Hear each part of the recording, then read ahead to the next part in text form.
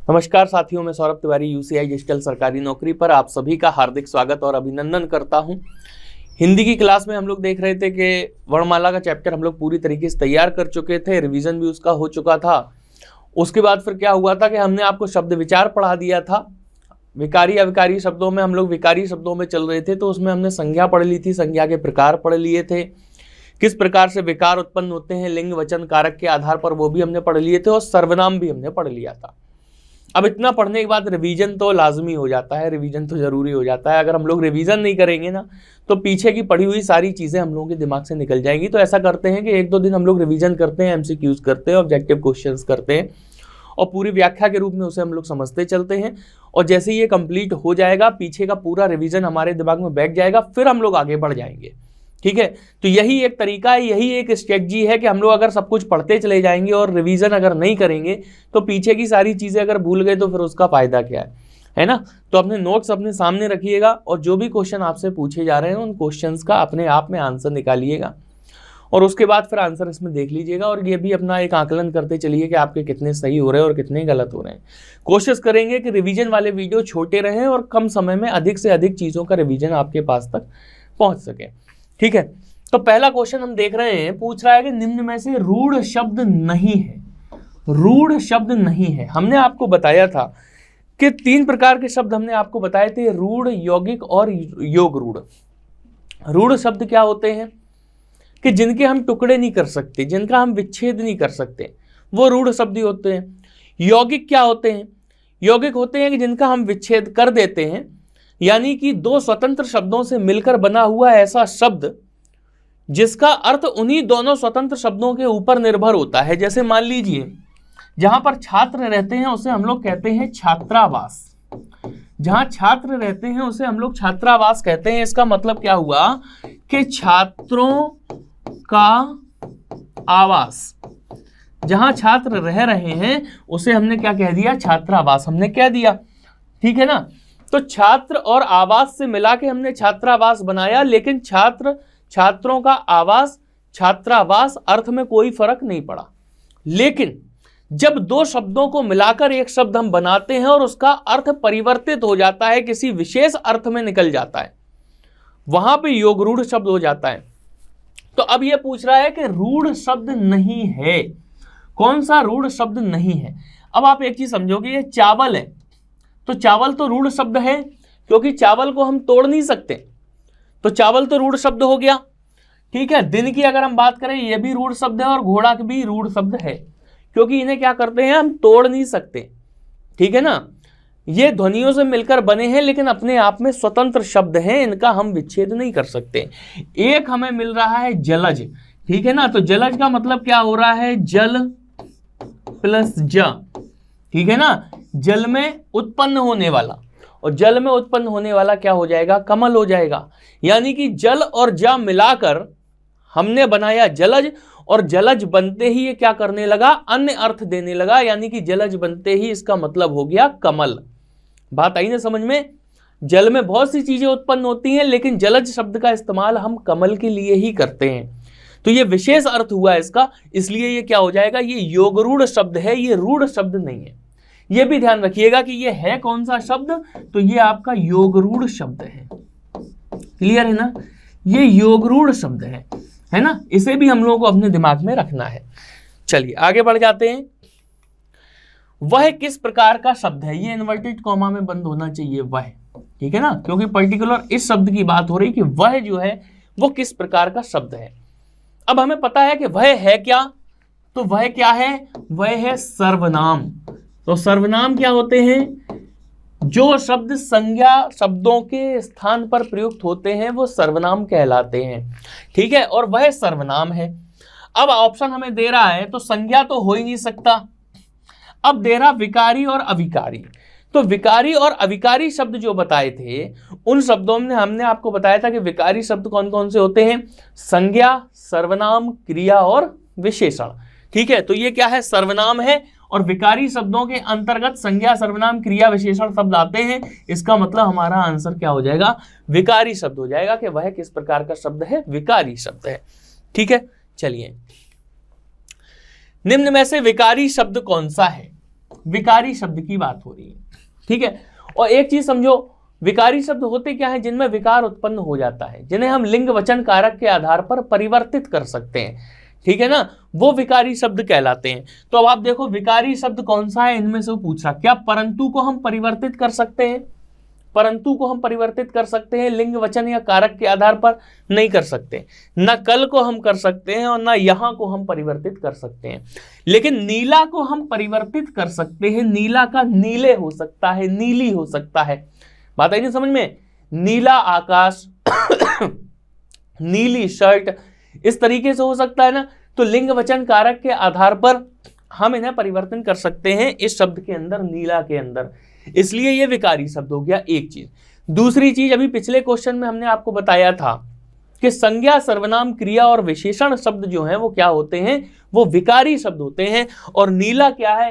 ये रंग है, यानी कि ये विशेषण है। तो ये विशेषण शब्द जो है वो विकारी शब्द होगा, ठीक है। तो ये डी हमारा आंसर इसका हो जाएगा। रेलगाड़ी किस प्रकार का शब्द है? हमने आपको बताए थे तत्सम, तद्भव, देशज, विदेशी, इस तरीके के हमने बताए थे। इनके अलावा एक शब्द और होता है, वो क्या होता है? संकर। संकर का मतलब क्या होता है? संकर का मतलब होता है कि अलग अलग भाषाओं के दो शब्द मिला दिए और उसके बाद एक शब्द बना दिया, वो संकर शब्द हो जाता है, ठीक है ना। तो रेलगाड़ी कैसा है? संकर शब्द है। क्यों? क्योंकि रेल क्या है? रेल अंग्रेजी भाषा का शब्द है और गाड़ी हिंदी भाषा का शब्द हो गया। बात आ गई ना समझ में? तो रेल और गाड़ी अंग्रेजी भाषा और हिंदी भाषा का मिला के हमने एक रेलगाड़ी शब्द हमने बना दिया, ठीक है। तो वो क्या हो गया? वो संकर हो गया, संकर शब्द हो गया। शंकर नहीं होगा, शंकर हमारे महादेव होते हैं, संकर है ये, ठीक है ना। तो ये संकर शब्द है। चलिए, कौन सा शब्द तत्सम है? तत्सम शब्द की बात कर रहा है। हमने आपको बताया था कि तत्सम शब्द क्या होते हैं? जो बिल्कुल विशुद्ध परिष्कृत शब्द जो होते हैं वो तत्सम शब्द होते हैं, यानी कि जो विशुद्ध संस्कृत भाषा से निकले हुए शब्द होते हैं वो तत्सम शब्द होते हैं, ठीक है ना। जहां पे हमें जरा भी बोलचाल की भाषा लग रही है, गड़बड़ भाषा लग रही है, वो तद्भव हो जाएंगे, ठीक है ना, और शब्दों के भेद के आधार पर भी हो जाएंगे, लेकिन जो विशुद्ध शब्द है वो तत्सम होगा। तो आप देख रहे हैं कि जैसे खेत है, तो खेत का क्या हो जाता है? क्षेत्र हो जाता है, ठीक है ना। खेत तद्भव है और क्षेत्र इसका क्या है? तत्सम हो जाएगा, ठीक है। कोर्ट क्या हो गया? कोर्ट तो हो गया क्या? विदेशज शब्द हो गया। ये तो विदेशज शब्द है, अंग्रेजी भाषा का शब्द है, तो विदेशज हो गया, ठीक है ना। अजीब क्या हो जाएगा? अजीब भी हमारा हिंदी भाषा का शब्द नहीं है ये। लेकिन उद्गम क्या है? उद्गम तत्सम शब्द है। उद्गम का मतलब क्या होता है? जहां से उत्पन्न हो चीज, उद्गम, जहां से बिल्कुल ओरिजिन हो उसका, वो उद्गम होता है, ठीक है। तो उद्गम क्या है? तत्सम शब्द है, ये हमें याद रखना है। अनेकार्थी शब्द का उदाहरण नहीं है। पहले तो ये समझ लो अनेकार्थी शब्द होते क्या हैं। इन पर हम लोग जब आगे बढ़ जाएंगे सिलेबस में, कई सारे अनेकार्थी शब्द आपको दिए जाएंगे, कई सारे तत्सम का हम अलग से पूरा प्रैक्टिस, हम तत्सम तद्भव का अलग से हम पूरा प्रैक्टिस सेट करवाएंगे 3-4 क्लासेस में, ठीक है ना। अनेकार्थी का भी 3-4 क्लासेस में करवाएंगे। अनेकार्थी जो पर्यायवाची होते हैं वही अनेकार्थी कहलाते हैं। अनेकार्थी का मतलब अनेक अर्थ निकल रहे हो, वो अनेकार्थी है, जिसके अनेक अर्थ निकलते हो, ठीक है ना। अब जैसे सूत है, तो सूत का मतलब क्या हुआ? जिसके हम पर्यायवाची जानते हो, सीधी सी बात है। तो सूत का मतलब क्या होता है? सूत का मतलब धागा हो जाता है। सूत का मतलब सूर्य का भी पर्यायवाची सूत है, ठीक है ना। तो ये हो गया सूत। कनक, कनक हमें पता है, हम लोग जब अलंकार पढ़ेंगे तब हम लोग उदाहरण पढ़ेंगे, कनक कनकते सौगुनी मादकता आदि खाए या खाए बोराए जग वा पाए बोराए, ठीक है ना। तो ये कनक क्या हो गया? एक कनक स्वर्ण होता है, एक कनक धतूरा होता है, तो इसके ये भी अनेकार्थी है। इसी तरीके से आम, आम के पर्यायवाची तो आम, रसाल, ये सारी चीजें हम लोग पढ़ते ही हैं, आम भी पर्यायवाची। राधा क्या है? राधा नाम है, ठीक है ना। राधा क्या है? नाम है, और नाम का पर्यायवाची नहीं होता है, इसलिए क्या हो जाएगा? ये अनेकार्थी शब्द का उदाहरण नहीं है।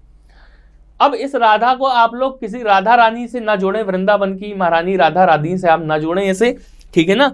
इसे एक साधारण नाम के तौर पर ही आप ले सकते हैं, ठीक है। चलिए,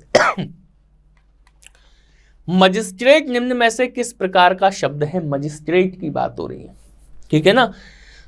तत्सम, तद्भव, देशज और विदेशज। तो मजिस्ट्रेट क्या है? हमें पता है कि अंग्रेजी भाषा का शब्द है, विदेशी भाषा का शब्द है, यानी कि ये विदेशज शब्द हमारा हो जाएगा मजिस्ट्रेट। क्लियर? चलिए आगे बढ़ चलते हैं। तत्सम शब्द का चयन कीजिए। तत्सम यानी कि शुद्ध शब्द कौन सा है? इसमें। तो आप देखो जैसे बारात, बारात क्या है? तद्भव है। इसका क्या होता है? तत्सम वर यात्रा होता है। अगर बारात का अगर हम तत्सम पूछेंगे तो वर यात्रा हो जाएगा। हाथी का क्या हो जाएगा? हाथी का हस्ती हो जाएगा तत्सम। आंसू का क्या हो जाता है? आंसू का अश्रु हो जाता है, ठीक है ना, आंसू का अश्रु हो जाता है। ये सारे क्या हैं? ये सारे तद्भव हैं और ये इनके क्या हो गए? ये इनके तत्सम हो गए, ठीक है, आप ये नोट कर सकते हैं। अब वर्षा, वर्षा क्या है? वर्षा तत्सम शब्द है, ये हमारा आंसर हो जाएगा और इसका तद्भव क्या हो जाएगा? बारिश हो जाएगा, ठीक है ना, वर्षा का बारिश हो जाएगा, ये तद्भव हो जाएगा। तो बात क्लियर समझ में आ गई होगी आप लोगों को। चलिए आगे बढ़ते हैं। सीलबंद किस प्रकार का शब्द है? अभी हम ऐसा एक उदाहरण हम पीछे हम आपको बता चुके हैं। सीलबंद की अगर हम बात करें तो सील क्या हो गया? ये हो गया अंग्रेजी शब्द। बंद क्या हो गया? ये हो गया हिंदी शब्द। इसका मतलब क्या हो गया कि ये संकर शब्द हो गया। सीलबंद हमारा कैसा शब्द हो गया? संकर शब्द हो गया, ठीक है। चलिए कौन सा अविकारी शब्द नहीं है? अविकारी शब्द नहीं है यानी कि विकारी शब्द है। ऐसा शब्द हमें ढूंढना है जिसमें लिंग वचन कारक के आधार पर विकार उत्पन्न हो सके, परिवर्तन उत्पन्न हो सके, ठीक है। तो क्या आज में परिवर्तन उत्पन्न होता है? नहीं होता है। क्योंकि में होता है? नहीं होता है। ओह में होता है? नहीं होता है। लेकिन मीठा में हो जाता है। मीठा, मीठा रसगुल्ला, ठीक है ना, मीठी जलेबी, इस तरीके से हम कर सकते हैं। मीठे फल, तो लिंग वचन कारक तीनों के आधार पर इसमें परिवर्तन हो रहा है। तो मीठा क्या हो गया? विकारी शब्द हो गया। दूसरी चीज हमने आपको बताया था कि विकारी शब्द संज्ञा सर्वनाम क्रिया विशेषण होते हैं और मीठा क्या है? किसी भी चीज की विशेषता बताता है, तो ये विशेषण शब्द हो जाएगा, यानी कि ये अपने आप में क्या है? विकारी शब्द हो जाएगा। क्लियर? चलिए, प्रयोग के आधार पर शब्दों के कितने भेद हैं? प्रयोग के आधार पर शब्दों के कितने भेद हैं? हम लोग शुरुआत से पढ़ते चले आ रहे हैं। विकारी और अविकारी दो प्रकार के भेद होते हैं। विकारी में कौन कौन से आते हैं? संज्ञा सर्वनाम क्रिया विशेषण। अविकारी में कौन कौन से आते हैं? क्रिया विशेषण, समुच्चय बोधक, विस्मयादि बोधक, ठीक है, इस तरीके से आ जाते हैं। तो ये हो गया आपका दो शब्द कौन कौन से हो गए? विकारी और अविकारी, ठीक है। चलिए आगे बढ़ते हैं। कौन सा शब्द देशज नहीं है? देशज शब्द क्या होते हैं? देशज शब्द होते हैं जो आंचलिक भाषा के शब्द होते हैं, जिनका उद्भव किसी को नहीं पता, जिनका उद्गम किसी को नहीं पता, ओरिजिन किसी को नहीं पता कि ये आ कहां से गए हैं। जैसे पगड़ी है, लोटा है, ठीक है ना, ये सारी डिबिया हैं, ये सारे शब्द क्या हैं? ये देशज शब्द हो जाते हैं। इनका ओरिजिन किसी को नहीं पता, ये बोलचाल की भाषा में आवश्यकता के अनुसार लोगों ने उन्हें बोलना शुरू कर दिया, तो वो देशज शब्द कहलाने लगे। ठीक है, तो कौन सा देशज नहीं है? पगड़ी का उदाहरण अभी हमने आपको बताया। इसी के तरीके से ढोर और टांग ये भी देशज हैं, पगड़ी भी देशज है। लेकिन पुष्कर क्या है? पुष्कर देशज नहीं है, पुष्कर हिंदी भाषा का शब्द है। पुष्कर जी में ब्रह्मा जी का, हिंदुस्तान का, भारत का एकमात्र ब्रह्मा जी का मंदिर अजमेर पुष्कर में स्थित है। ये भी आप याद रख लीजिएगा, ये आपके क्वेश्चन पूछा जाता है। और पुष्कर किसी व्यक्ति का नाम भी हो सकता है, बाकी पुष्कर जी स्थान का नाम है। पुष्कर इतना पवित्र स्थान है कि उसके आगे साधारणतः हम लोग पुष्कर जी लगाकर उसे संबोधित करते हैं, ठीक है ना। चलिए आगे बढ़ते हैं। अदालत किस भाषा का शब्द है? अदालत, ठीक है। हम लोग रोजमर्रा में आप देखा कि हम लोग अदालत की बात करते हैं, अदालतों के विषय में बात करते हैं। अदालत शब्द का बिल्कुल फ्रीक्वेंटली हम लोग उसका इस्तेमाल करते हैं, लेकिन अदालत हमें ये नहीं पता कि ये किस भाषा का शब्द है। तो ये आप समझ लीजिएगा कि ये अरबी भाषा का शब्द है। अदालत क्या है? अरबी भाषा का शब्द है, इसे आप लोगों को याद रखना है। व्युत्पत्ति के आधार पर शब्दों के कितने भेद होते हैं? व्युत्पत्ति के आधार पर तो हमने आपको बताया था, व्युत्पत्ति के आधार पर शब्दों के 3 भेद होते हैं। कौन कौन से? रूढ़, यौगिक और योग रूढ़। रूढ़ शब्द क्या होते हैं? जिन्हें हम तोड़ नहीं सकते, जिनका हम विच्छेद नहीं कर सकते, वो रूढ़ शब्द होते हैं। यौगिक शब्द क्या होते हैं? जो दो स्वतंत्र शब्दों से मिलकर एक शब्द बन जाता है, वो यौगिक कहलाता है और वो अपना अर्थ परिवर्तित नहीं करता। अगर वो दो अलग अलग शब्दों में रहता है, उन दोनों को मिलाकर पढ़ने से तब भी वही अर्थ निकलता है। दोनों को मिलाकर अगर एक शब्द बना दिया जाए तब भी वही अर्थ निकलता है। योगरूढ़ क्या होता है कि योगरूढ़ में जब दो पृथक शब्दों को मिलाकर एक नया शब्द बनाया जाए तो नया शब्द बनते ही उसका एक अन्य अर्थ निकलने लगता है, विशेष अर्थ निकलने लगता है, वो योगरूढ़ कहलाता है, ठीक है ना। तो इस प्रकार से अगर ये परिभाषाएं आपको याद होगी तो आप क्या करेंगे कि आगे इन चीजों के विषय में बिल्कुल से अगर कोई भी क्वेश्चन पूछ लिया जाएगा तो हर क्वेश्चन का आप आंसर वहां पर दे पाएंगे। तो ये थे हमारे शब्दों के आज के भेद। अगली क्लास में हम लोग संज्ञा के विषय में बात करेंगे और भी अन्य टॉपिक्स के विषय में बात करेंगे। चैनल को अगर आपने सब्सक्राइब नहीं किया तो चैनल को सब्सक्राइब कर दीजिएगा, वीडियो को लाइक कर दीजिएगा, शेयर कर दीजिएगा अपने दोस्तों के पास तक। तो मिलते हैं नए टॉपिक के साथ। बहुत बहुत धन्यवाद।